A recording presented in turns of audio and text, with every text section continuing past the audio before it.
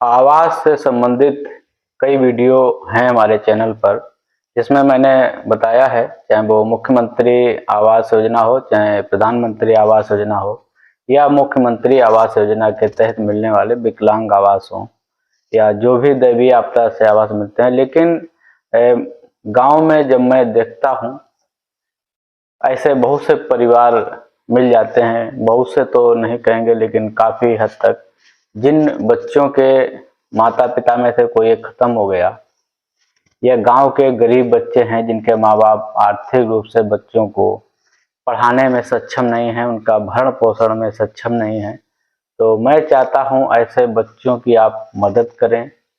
दो योजनाएं हैं जिनके माध्यम से आप मदद कर सकते हैं। दोनों के अलग अलग वीडियो हमारे चैनल पे हैं, लेकिन आज मैं इन दोनों योजनाओं को एक साथ एक वीडियो में आपके सामने रख रहा हूं। एक तो है मुख्यमंत्री बाल सेवा योजना, और दूसरी है स्पॉन्सरशिप योजना। कभी कभी देखने में हमें ये एक जैसी योजना लगती है, लेकिन इसमें थोड़ा अंतर है, और इस अंतर को आप समझ लीजिए। अगर समझ गए तो आप किसी की मदद कर सकते हैं, क्योंकि ऐसे बच्चे, ऐसे गार्जियन हमें भी मिल जाते हैं, लेकिन इतना समय ना होने की वजह से उनका सहयोग नहीं कर पाते हैं। फिर भी उनको बता देते हैं कि आप ऐसा ऐसा कर लीजिए। तो अगर आप इतना भी बता देंगे, किसी का सहयोग कर देंगे, तो हमें लगता है उन बच्चों का भविष्य आपके माध्यम से बन जाएगा। मुख्यमंत्री बाल सेवा योजना, ये योजना मार्च 2020 से लागू है, कोविड काल से। कोविड काल में जिन बच्चों के माता पिता खत्म हो गए थे, या माता पिता में से कोई एक सदस्य खत्म हो गया था, तो ऐसे बच्चों को इसमें शामिल किया गया है। और अब कोविड खत्म हो जाने के बाद भी ये योजना लागू है और चल रही है। तो इसमें किसी भी बच्चे के माँ बाप, या माँ बाप में से दोनों में से कोई एक व्यक्ति अगर खत्म हो जाता है, तो बच्चे की शिक्षा और उनके भरण पोषण के लिए 2500 रुपये महीना के हिसाब से सरकार बच्चे के खाते में भेजती है। जो बच्चे का खाता और उसका जो गार्जियन होता है, गार्जियन में जैसे अगर माता पिता दोनों खत्म हो गए हैं तो कोई संरक्षक होगा, परिवार का चाचा, दाऊ, भाई, जो भी हो सकता है। और अगर एक लोग हैं तो माता या पिता में से जो भी जीवित हैं, उनके साथ में उनका संयुक्त खाता, ज्वाइंट अकाउंट खुलेगा। तो इसमें जो आय होती है वो 2000 रुपये, 2 लाख रुपए वार्षिक आय है। इतने आय तक के बच्चों को ये लाभ मिल सकता है। 2 मार्च 2020 के इधर मृत्यु हुई हो, मृतक का मृत्यु प्रमाण पत्र, परिवार स्तर की नकल, बच्चों के आधार, बैंक खाता, गार्जियन के साथ फोटो, और ये सारे कागजात लगते हैं। और इसका आवेदन जो है महिला एवं बाल विकास विभाग के तहत जो कार्य करते हैं लोग, चाहे आंगनबाड़ी हो, CDPO हो, ये लोग ये इसका आवेदन करवाते हैं। अगर इस पे भी आपको कहीं ना मिले तो आप जो विकास खंड होता है, वहाँ के जो समाज कल्याण अधिकारी होते हैं, उनसे आप संपर्क कर सकते हैं और इसका ऑनलाइन आवेदन भी करवा सकते हैं। ऑनलाइन आवेदन होने के बाद में आपको इसकी हार्ड कॉपी भी जमा करनी पड़ेगी सत्यापन करा के। तो ये हो गई मुख्यमंत्री बाल सेवा योजना, जिसके तहत आप बच्चों का सहयोग कर सकते हैं।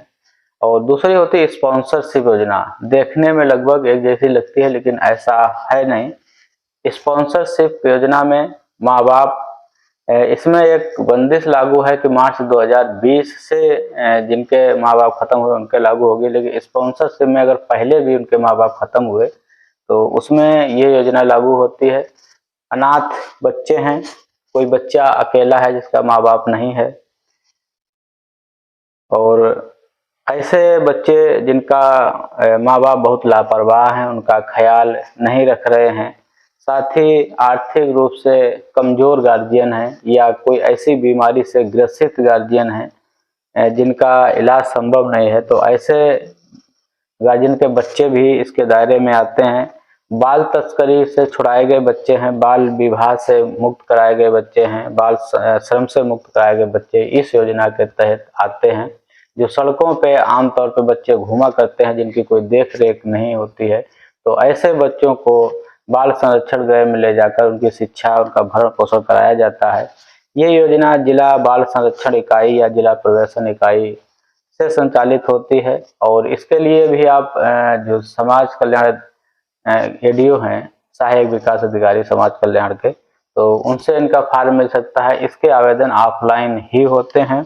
इसमें भी परिवार का आय प्रमाण पत्र लगेगा, बच्चों का आधार है, बच्चों के पिता का मृत्यु प्रमाण पत्र है, और अभिभावक की मृत्यु का प्रमाण पत्र है, शैक्षिक प्रमाण पत्र है, फोटो, मोबाइल आवेदन, ये सारी चीजें इसमें भी लगते हैं। तो ये योजना हमें लगता काफी जो योजनाएं चल रही हैं उनसे बेहतर योजना है। इसलिए बेहतर है कि इनमें बच्चों के भविष्य की बात की गई। जो छोटे बच्चे हैं जिनकी कोई देख रेख करने वाला नहीं है, अगर उनका साथ दिया जाए, उनका सहयोग किया जाए, तो ऐसे बच्चे पढ़ भी जाएंगे, उनका भविष्य भी सुधर जाएगा। कई बार गांव में ऐसे व्यक्ति होते हैं जो लाइलाज बीमारी से ग्रसित होते हैं, सारा पैसा उनका इलाज में खर्च हो जाता है। तो ऐसे लोगों का आप सहयोग कर सकते हैं। बीमारी लोग हैं, विकलांग भी इसमें आ जाते हैं, शारीरिक रूप से अक्षम व्यक्ति हैं वो भी इसमें आ जाते हैं, तो उनके बच्चों को भी आप लाभ दिला सकते हैं। साथ ही मुख्यमंत्री बाल सेवा योजना, दोनों योजनाएं बच्चों के हित में हैं। लोगों की आप किस तरह से मदद कर सकते हैं ये आप पे निर्भर है। आप अपने आप आसपास देखिए, उन्हें समझाइए। नहीं वो जानते हैं, बहुत सारे लोग सिर्फ उन्हें इसलिए लाभ नहीं मिलता है कि उन्हें कोई ठोस जानकारी नहीं होती है कि आखिर वो कैसे योजना का लाभ लें। तो आप उनका सहयोग करें। हमारे चैनल पे अगर आप पहली बार हमें सुन रहे हैं, देख रहे हैं, तो चैनल को सब्सक्राइब कर लीजिएगा, वीडियो को लाइक और शेयर करिएगा। बच्चों के हित में, समाज के हित में, राष्ट्र के हित में अगर आप सहयोग करते हैं तो लोग आपको याद करेंगे, आपको मान सम्मान देंगे, आपकी पहचान बढ़ेगी।